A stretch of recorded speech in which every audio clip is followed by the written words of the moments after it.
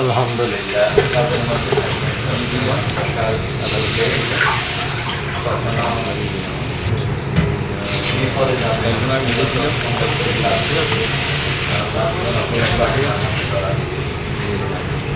কারণ আপনি যদি কষ্ট না করেন তাহলে সবাই কষ্ট করছেন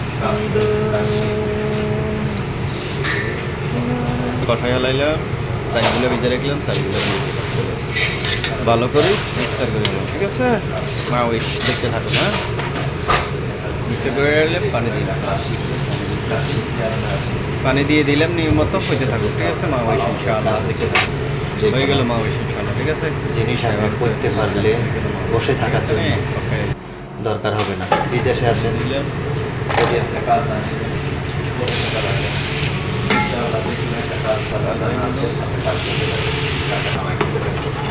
আপনি যদি বসে থাকেন, কাজ না শিখেন, তাহলে কোনোদিনও আপনি সফলতার মুখ দেখবেন। কারণ যা ইনকাম করবেন তা আপনার সংসারে শেষ হয়ে যাবে। অগ্রিম কোনো ইনকাম আপনার থাকবে। আর যদি আপনি কাজ জানেন তাহলে আপনার অগ্রিম ইনকামের জন্য আপনার সংসারের উন্নতি হবে।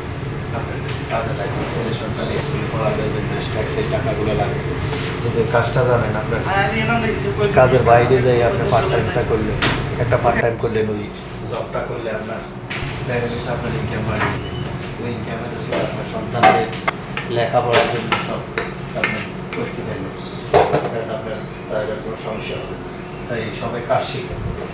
আপনার কাজ শিখলে কাজ ছোটো, যে কোনো কাজে ছোটো না। কাজ শিখে বিদেশে আসেন, দেশে থাকেন, যেখানেও কাজ জানা থাকলে আপনারা যে কোনো লোকে ডাকে নেব। আর যদি আপনার কাজ জানা না থাকে তাহলে আপনাকে এই দেশও ডাকবে না, বাংলাদেশও ডাকবে না। ঠিক আছে, আর এই খানাটা তো কেমন হলো সবাই জানাবেন, লাইক কমেন্ট করে পাশে থাকবেন ইনশাআল্লাহ। দোয়া রইল সবার প্রতি। আসসালামু আলাইকুম।